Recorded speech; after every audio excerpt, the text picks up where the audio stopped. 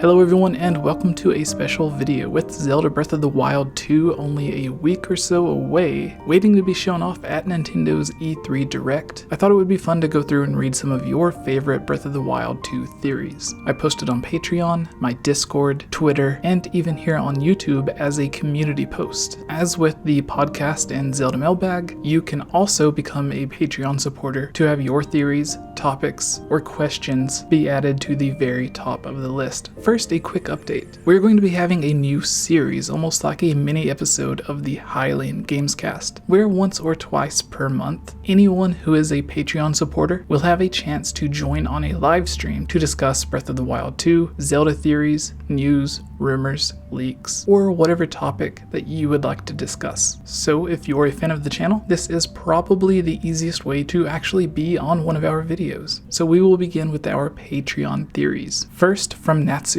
Personally, my favorite theory is, with the castle rising up into the sky, we will be returning to Skyloft. Nintendo releasing Skyward Sword had before Breath of the Wild 2 comes out makes the theory so much cooler, in my opinion. Yes, so there is a big rumor going around talking about Skyward Sword being very connected to Breath of the Wild 2.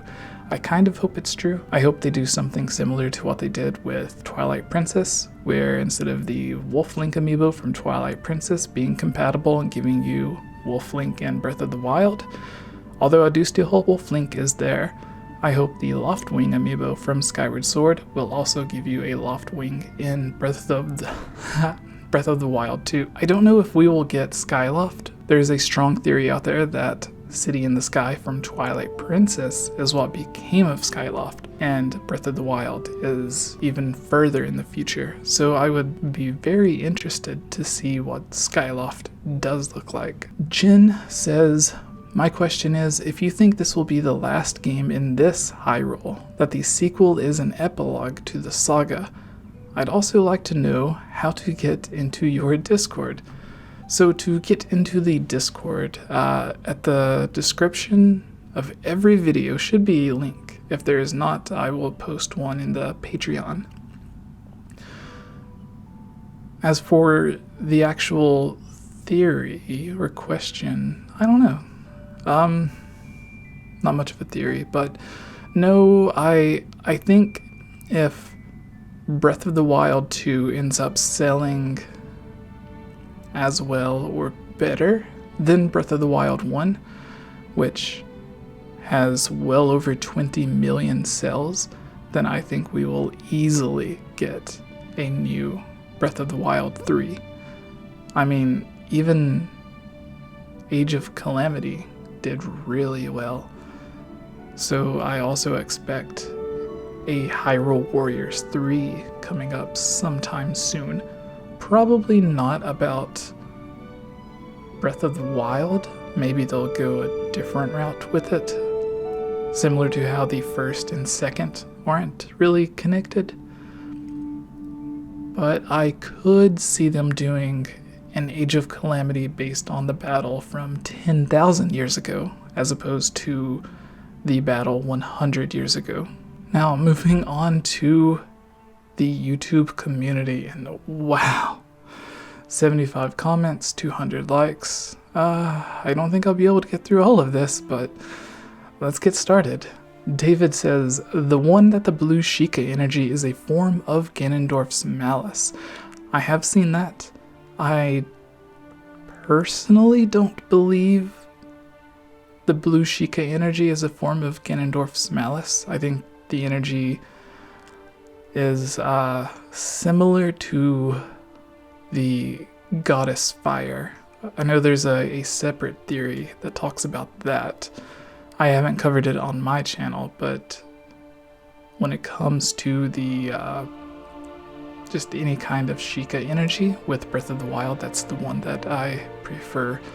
Darren says the green ghost arm is not exactly a heroic force for good, and it is just as bad as Ganondorf. Yeah, so there's a lot of opinions on the ghost arm. There's people that thinks it's good, people that think it's bad, people think Ganondorf is good, and people think Ganondorf is bad. Personally, I think the arm is a previous Zelda. And as for it becoming a part of Link or adding to his power, I don't really know. But I think Link will get an ability to where he can use that arm to do various things. Toast. I like the timeline convergence theory. All timelines somehow merged. That's how we see things from the game set in different timelines. Yes, I have a theory about this on my channel, and actually the very, very first Zelda theory video to go up talking about Breath of the Wild being a timeline convergence, or what is known as a dragon break from the Elder Scrolls series. CaptBurgerson, Daniel, the host of our Zelda Mailbag and 𝐓𝐤𝐢𝐭𝐞𝐫 Games cast, actually has the very first video on YouTube talking about that. So go check it out if you want. My theory on it kind of builds off of it and sort of uses Hylia, the goddess of time, as an explanation as to why the convergence happened or how it happened. Because if anyone could do it, then it would be the literal goddess of time. I like the theory that the green arm is the ancient hero from 10,000 years ago. We got 2 replies here. The Plagas in the game shows the ancient hero from 10,000 years ago with the green arm holding the Master Sword, but has a boar head. Maybe Zonai, I don't know, but I like the theory too. I'm thinking that it is because if you look closely at the tapestry, the hero has some red jewels on the arm. Yeah,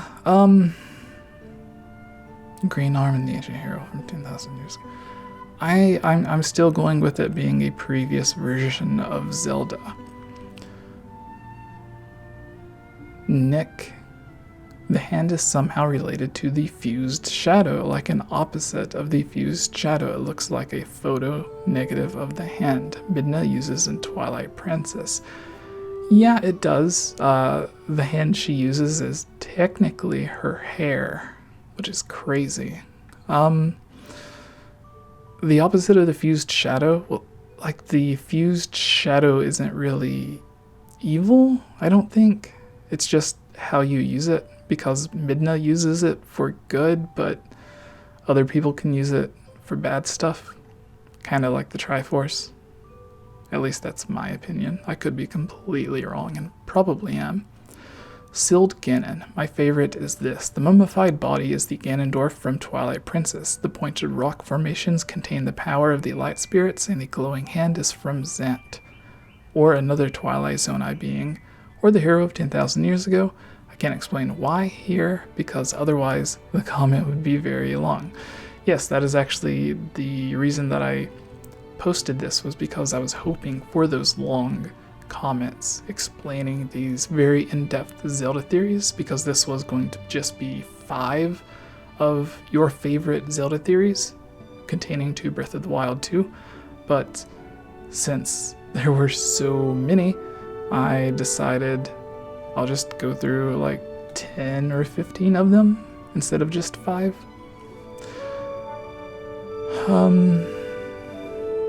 Yeah, I think it's the one from Twilight Princess. I don't think Zant has anything to do with it, but that's close. I don't know if the light spirits would be involved in the game either, but my thoughts are just as valid as anyone else's. So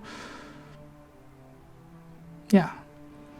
Hank Orban. I like the one presented pretty soon after the reveal trailer that the Calamity was just an astral projection of sorts of the real Ganondorf, in the same vein as the Dark Link from Forest Swords Adventures. Yes, and do not forget about Agnehem, or however you pronounce his names, the wizard from A Link to the Past that resurrects or tries to bring back Ganondorf. That is also an alter ego of Ganondorf. Better electrically. That Ganon is no longer alive. The hatred and malice has taken over Ganon.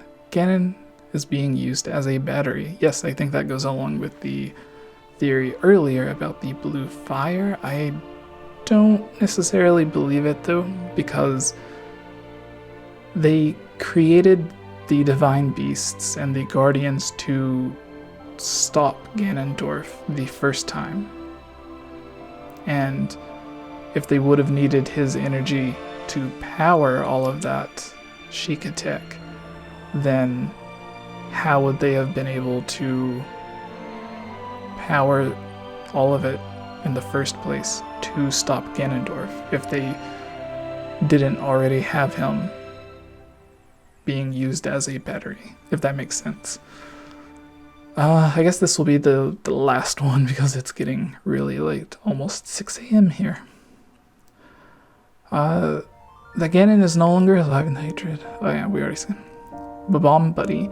I think the green arm is the Triforce of Courage that's holding Ganon down for decades, and when it grabs Link's arm, it gives him the power of courage. Some evidence is that we don't have any mention of the Triforce of Courage and Link carrying it. Someone commented, let's see what they said. Josh. Very interesting. Sounds so awesome and absolutely brilliant. Maybe 𝐴𝐿𝐼𝐻 has thought of that, He has thought of it. Laugh out loud. Yeah, so I don't like the Triforce is just the power, like created from the power of the goddesses. Furore is the goddess of courage. So if anyone, like if it was the Triforce of Courage holding Ganondorf down, which doesn't really make sense from everything that we've known about the Triforce in past games, but if it is the goddess of courage, Furore holding Ganondorf down, then I think that could be a possibility. But I still think it's more likely to be Zelda. We have one last one here from Rabbit at the bottom of this page, so we'll go ahead and do it. I like the theory of there being a complete second world like Hyrule for us to explore while still having the original one. Yes, we will 100% still have the original one, as well as a bunch of new areas, which 𝐴𝐿𝐼𝐻 has already mentioned, but we've only so far seen a few of them. Which is not really a few, just various different areas inside the same cave, I suppose, but I think the cave's going to be like underneath most of Hyrule, so it has like interconnecting tunnels and everything that branch out to different areas. Anyways, thank you all for commenting. If you want to have your Zelda theory featured on our upcoming Zelda mailbag, which will be tonight, you can go ahead and comment your Zelda theory below. And if there are any great ones that we come across, then we will include it into one of our discussion topics or our Zelda mailbag to discuss it. HMK should be joining us tonight at 9:30 Eastern, 6:30 Pacific. Yes.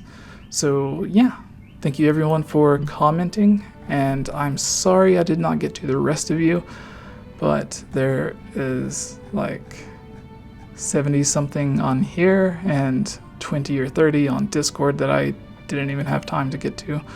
So I apologize, but I will maybe, if you guys like this, let me know in the comments below, because I'll try to make it a video series like every week or every 2 weeks where I'll just go through reading all of your Zelda theories. So yeah, have a good night. Bye. Thank you all so much. We are literally right at that goal line of 100,000 subscribers. It's insane. Thank you guys. If you are not subscribed already, please subscribe. You'll get more awesome content like this, and you're helping me out. Bye.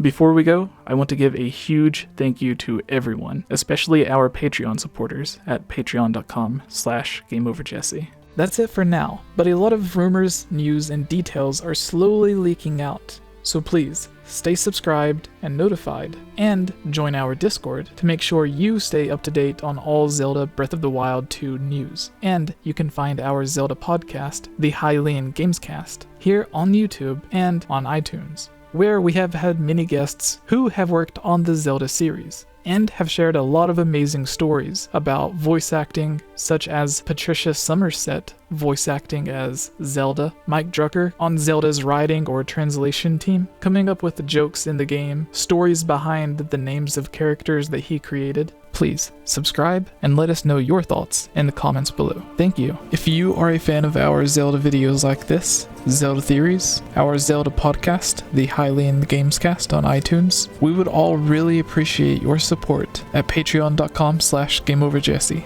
That and buying our t-shirts will get you and your YouTube or Twitch a shout out every week on our 𝐓𝐼𝐬 Gamescast, and if you send in a photo of yourself in our Game Over Jesse or 𝐓𝐼𝐬 Gamescast t-shirt, we can use it for promotion at the end of some of our videos.